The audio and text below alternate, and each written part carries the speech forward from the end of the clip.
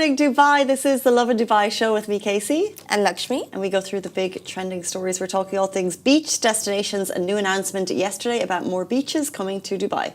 There are new Indian custom rules that's bringing a big relief to UAE travellers. We want to get deep inside the cast of new Netflix show Desi Bling. And the Crown Prince Fazza, he took a self-driving car for a spin around Dubai. In today's rapid weather report, it's mostly sunny with temperatures from 17 to 26 degrees. I hate to talk about the weather, but I actually have bad news on the weather front. It's about to go live on Lovin Dubai. Winter is over. Winter is officially getting over. Shortest winter ever. Oh. I know. Winter's over. Khalas. It's back to summer. Sorry. But before we get into our top stories of the day, I would like to run through a story that made me laugh this morning. So you can't see the full name here behind me. So it's a story I saw on a morning talk show. I'd like to take you through it. Okay. So thanks guys. So this couple in Australia couldn't decide what to name their child. Okay. And the dad came along and he was like, I've got this beautiful name. Lanezra. Sounds like something from, one of those Vampire Diaries movies. I thought it sounded kind of mythical. Yeah. And the wife got on board and she was like, oh my God, that's such a beautiful name. How creative, how thoughtful. And so they go with this name, Lanezra. And then 2 years down the line, apparently the husband goes, do you know why we went with Lanezra? And she's like, no. And is it a palindrome? It's Arsenal, his favourite football team. He just flipped it around. With the letters flipped. Nice. But it still makes sense. It is still a nice name actually, Lanezra. I mean, very Gen Z-like, but nice. I'm disappointed for her that she didn't pick up on it quicker. That just ruins my faith in allowing people to choose a name for their child. Wait, he didn't do a bad job. It was very thoughtful. It's conniving. It's underhand. It's deceitful. It's a lie. It's what it is. If she has to go around explaining it to somebody, then it would be. But I'm surprised how the mother never asked, what does this name mean? Because all the mothers that I know, they put so much time and effort into finding the name, the meanings and all of them. There are some who don't put so much thought, but most of them do put a lot of thought into the name. But this one, I feel like it's a very pretty name, but someone should have questioned. Where did you get this name from? Why is it there? Interesting that you say that. So I've just done the Googly on Lanezra. And what comes up is it's a unique girl's name, best known as Arsenal. Spelled famously used by soccer fans to name their children in honour of the English Premier League Cup. This story actually happened in 2016 when she was tricked into it appearing as a romantic choice. And in fact, it was not a romantic choice at all. Oh, well, I feel like it's a cute tribute also, to both. There are two things that I extremely love. So I just bring them together kind of thing. I wouldn't feel tricked, but I can't tell. How is your naming, so if you decide to have a family, or how do your family and friends do the naming for the kids? So with my family, I can tell that they put a lot of thought into the first child, my sister. So they looked at the star, this, that and everything, and they named her a very pretty name. And then when it came to me, I feel like they just named whatever they could, find it around. No, Lakshmi's a really cool name. It's the name of a goddess in the Hindu culture. And it's also the name of I keep telling this to everyone, it's the name of every other cow you find in India. We name our animals and everything. So this is one of the most popular names you give to a cow in India. So I have been I've constantly thought this. I'm did you just name me after a cow? Is that what you did? You're a goddess. Yeah. What was your sister's name? Her name is Swati, which is like a star. So it's very nice name there. And then there is me. I think Lakshmi is a really cool name and it's very unique. Very unique. How do you guys go about with naming? Well, it's just interesting because I think about the first child, I think this day and age gets every care and attention to detail in the world. And then every subsequent child, the attention to detail declines. Was it the same when I was born 36 years ago? Probably. I'm child number 6. And so And so my mom had really wanted to name her child Casey. And my dad never approved of the name. Okay. And so he wasn't there for the birth. I think I came really quickly or something. I don't know, maybe he was working, I can't remember. He wasn't there. And so my mum calls him and she was like, child's born, it's called Casey. And he was like, probably should have been there, but he wasn't there. And so if you want to be part of the naming process in my house, you have to be there for the birth. Makes sense, yeah. But I think Lakshmi is a really gorgeous name. Let's jump into our top story of the day. Big news in Dubai. It's getting 3 new beach destinations. Dubai is doubling down on greener, healthier living, and the numbers are big. Under the Blue and Green Spaces Roadmap 2030, the city will be adding 3 new beach destinations every single year, giving residents more open waterfront spaces to enjoy. But it doesn't stop right there. So there's going to be extra beach destinations, but also more park and greenery. So Dubai plans to plant 1.5 million trees. Just really think about that over the next 5 years, while rolling out 120 new parks covering more than 3 million square meters across the city. This is no small announcement. This is a major upgrade. There's also new upgrades coming for fitness lovers because the beaches are going to feature beachfront track networks for joggers, walkers and cyclists, set to expand by nearly 300%. All of it marks a major step towards a greener, more sustainable Dubai with more space to move, breathe, and enjoy the outdoors. Where is it all going to go? You're like, where's it going to go? What's your favourite park to go? Do you have a favourite park that you love to visit? No, I'm more of a beach person, actually. So, like, any beach. I particularly like the night beach as well because, you know, it's got this ramp.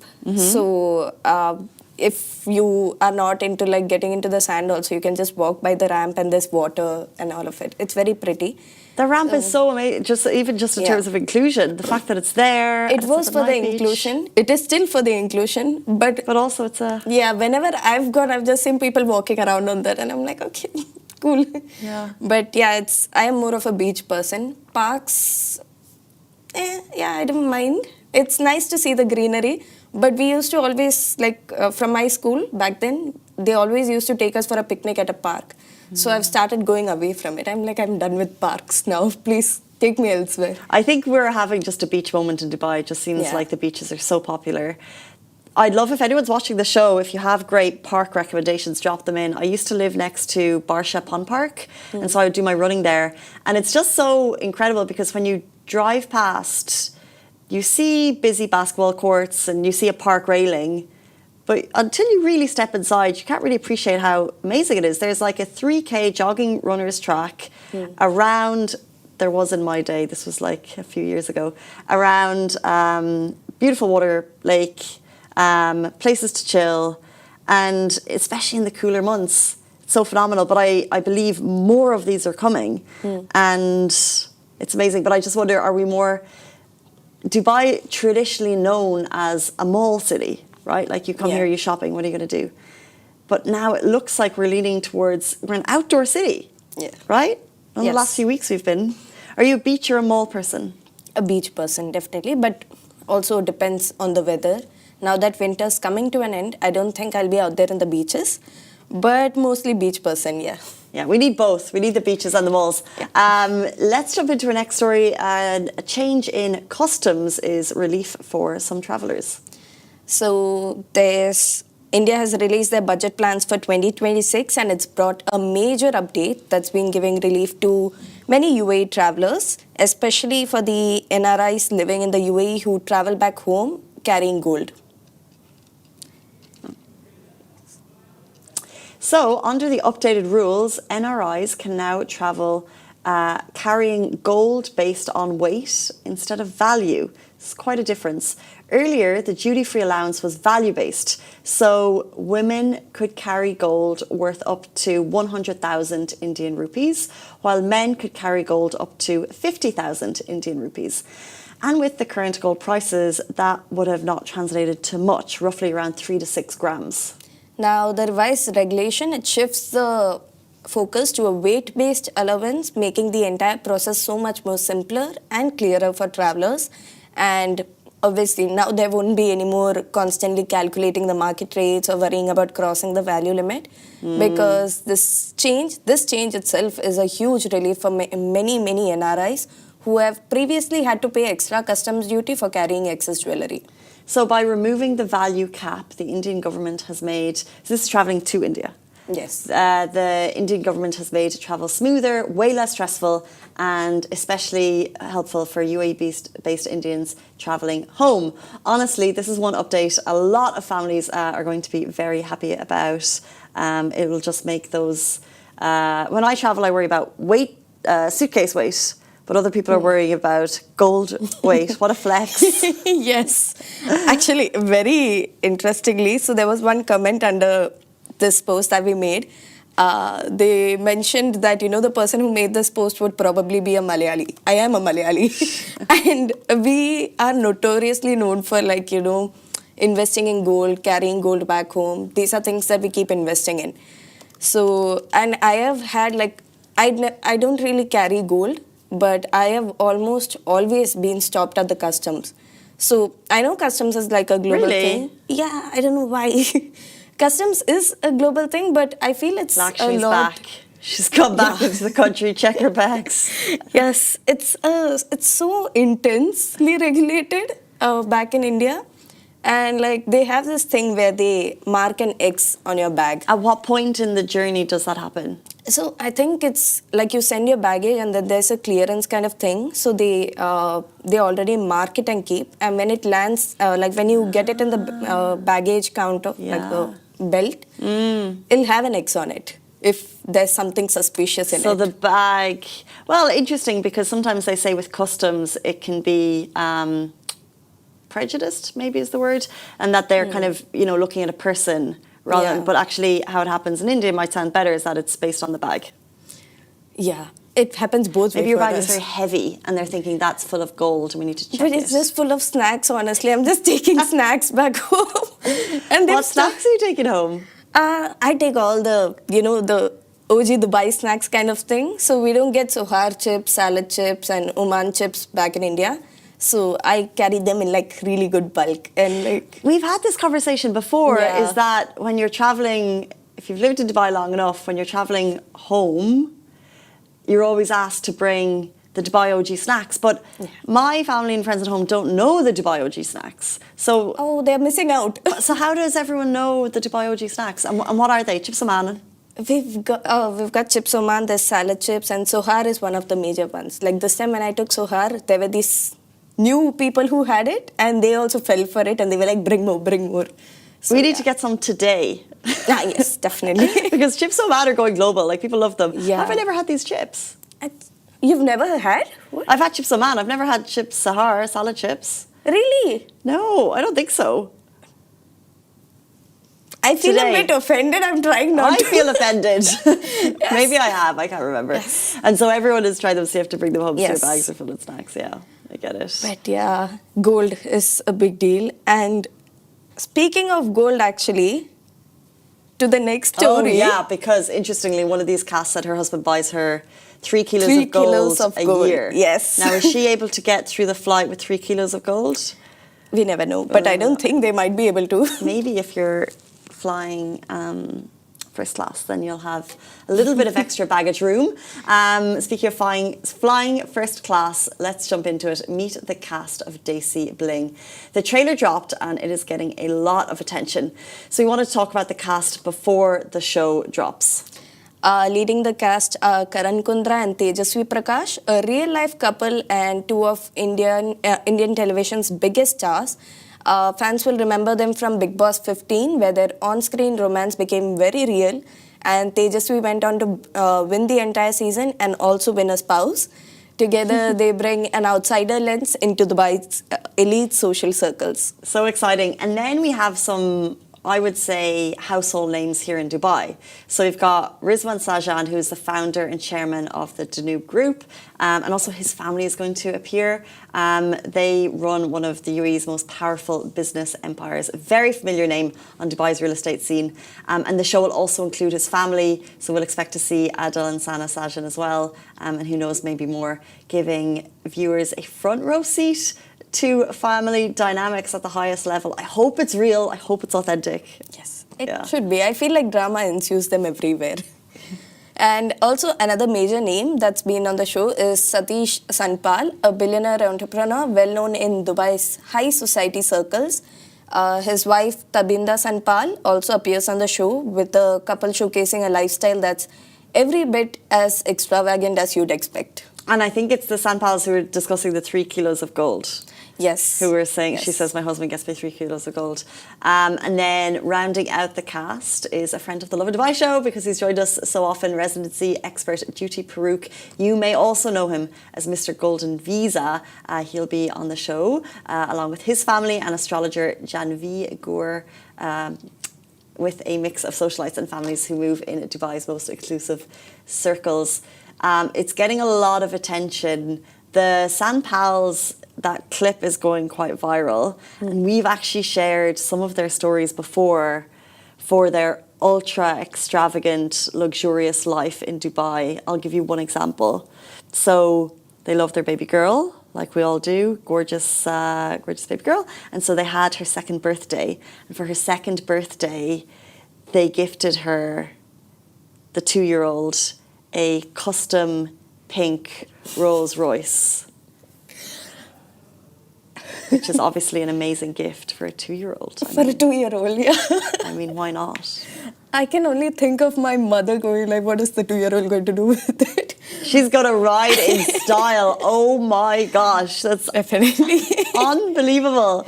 So they are known for those types of, and I think maybe at that same birthday, were you saying they had brought in, they brought in Bollywood celebrities to attend. Yes. I think that kind of just shows the level of lives. This is how the other half live, right? Because I don't think that was even for attention. That's just, they go big. They go big or they go home. I've always had this thing in my mind. I'm like, what exactly do these billionaires do with their money? Like, where do they put it? What do they do? And then I see this birthday celebration. I remember this birthday celebration. They had the cake, I think, coming from the ceiling. And she came in a carriage. And there were all of these Bollywood celebs coming. And I'm like, this is something we could do with the money. Great. Yeah. But it was really extra. And I'm sure the baby girl would have felt so loud. Like when she also revisits, I mean, not at 2 years old, but like when she revisits it, she'd be probably thinking, oh, they do so much for me and all of that. It'd be very cute. But yeah, we've got other really great stars on the show as well. There's Karan Kundra and Tejasvi Prakash. I feel like they'd bring a very natural element to the reality show because they have been part of reality shows. They're OG reality stars. They're OG so they stars. met on Big Boss? Yeah. Wow. They're like the Molly May and Tommy Fury of... I don't know that. So they met on Love Island. They're this really famous couple from the UK. Mm-hmm. But this is the famous couple from India who met on a reality show. Yes. So like Sweethearts of the Nation, maybe? Could say. Big Boss house is becoming a very... I feel like they are also setting up couples at this point. But this is one of the OG couples, yeah. They were like already... They were household names. Like they were loved because they were part of Indian serial industry. And then they moved to reality television as well. So Big Boss, I think the 15th season, I think. It runs for a very, very long time. Yeah. So the 15th season, I think they met, they fell in love, and they got married. And then soon enough, they were actually making, like their life was already under the lens, I feel like. They were being discussed everywhere. And then their shift to Dubai became a bigger topic because they were already like, they were known for, you know, loving the luxurious life. So they've got this car collection, all the luxurious collections. And then Dubai became the new big thing. They've come to the right place. They've come to the very right place. But it was very, I think this is the controversial bit in the show because most of them are business people, entrepreneurs and all of them. And you've put these celebrities in there. It feels a bit of like an outsider, but I feel like these are the actual reality people coming in. Well, true. I think the one thing we know about them is they have cash to flash and they've come to the right city for it. You can do whatever you like in Dubai. Speaking of mega things, you can do what you like. It brings us into the final story of the day, a video that went live yesterday from World Government Summit, and it got a lot of attention. So Fazza took a self-driving car for a spin in Dubai, and he shared the post on his Instagram page yesterday evening, and it's been getting a lot of attention. The Crown Prince, he was spotted experiencing the technology firsthand, and yes, even royals are clearly vibing with the self-driving tech. His Highness Sheikh Hamdan shared the moment on social media, showing that he is on the left, he is on the right side, and the car is cruising hands-free. And the caption says it all: hands off, future on, which is, of course, very on brand. It's another reminder of how fast Dubai is moving when it comes to future mobility, and it also, when the future shows up here, our Crown Prince is clearly already in the front seat, driving it through. That's so epic, because that's the road, obviously, down to where World Government Summit takes place, Souk Madinat area. And it's a busy street. And I think these self-driving cars, they are common in certain parts of the States. And we know they've been rolling them out, don't mind the pun, in areas like Jumeirah. But to see Dubai's Crown Prince leading the way in that kind of, we're here for the innovation and wanting, it's their way of showing that they're at the forefront of this innovation. And, it's just really exciting. But I just still a little bit nervous about them. I personally wasn't big on the idea of self-driving cars because I keep seeing these memes. So what do you mean? What memes? So there was this one Tesla meme where, a person was crossing the road and the car doesn't detect the person and it still keeps going. So I see this meme and I'm like, I run on memes. So I'm like, okay, this is probably how self-driving cars would be. Where do you see all your memes? Insta. Insta, okay, yeah I just wondered. So for me, I had my reservations for self-driving cars, but honestly, when this video came out, I was like, he trusts it. Why shouldn't I? I had that immediate switch. I agree, and I feel like when things come about that we're scared of, I think about how technology has changed over time. And, when someone decided to create the first toaster and put it into a really old school kitchen, the kitchens were probably like, I don't want to use this toaster. I'm just going to keep putting it under the grill or something. And we can be nervous of change. But then you have to look at driving on the roads. There's a lot of human error. There's, and my understanding of these self-driving cars is at the beginning, there will be accidents. And I think it was kind of, when you roll these out on the streets, of course, there's going to be, there'll be an adjustment period, which is a really scary thing that I think Tesla are probably aware of. But ultimately, when the technology is secure enough, it would essentially probably be safer to be in a self-driving car than a car that's being manned by a tired human, an overworked human, a human who is distracted by their phone, a human who's going through an emotional thing. And we all want to be the best drivers that we can be.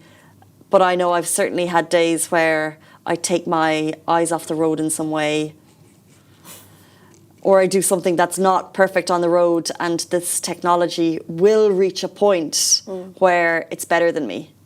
And then therefore, if that technology wants to drive me down to Abu Dhabi and deal with the gliders when I go and deal with those guys, then I'm happy for the technology to do that. What do you think? I think, I personally sit on the other side, like I'm the passenger. So anybody driving me is fine. And I've had this person, like you mentioned, the cab person that I go with, he's constantly on his phone. It's not like 1 or 2 seconds. He's constantly on his phone and I get anxious. I would hate that. I get first-hand anxiety, and I keep pressing the brakes from my passenger seat because I see these people coming. He doesn't see them. I see them. And I get a lot of these. I hate that when you're sitting, when you are the passenger and the driver is on their phones. It's the worst thing. Yeah. And it's not even like he's doing something important. He's scrolling past TikToks. Can you not say it? Say something? I said once, I'm like, oh, look, a car. I would say, I remember someone wanted to have a glass or two of something before I got into the car, and I said, no thanks, I'm not getting into the car. Oh. Just because it just feels too But let's not leave it on a morbid note. This is the Lovin Dubai show. It is Friday, which means we're heading into the weekend. There's so much to do. There is a big hot list of all the things going on. And that brings us to the end of the show. Have a beautiful weekend. We'll see you back here tomorrow morning on Monday morning, same time, same place. Bye-bye.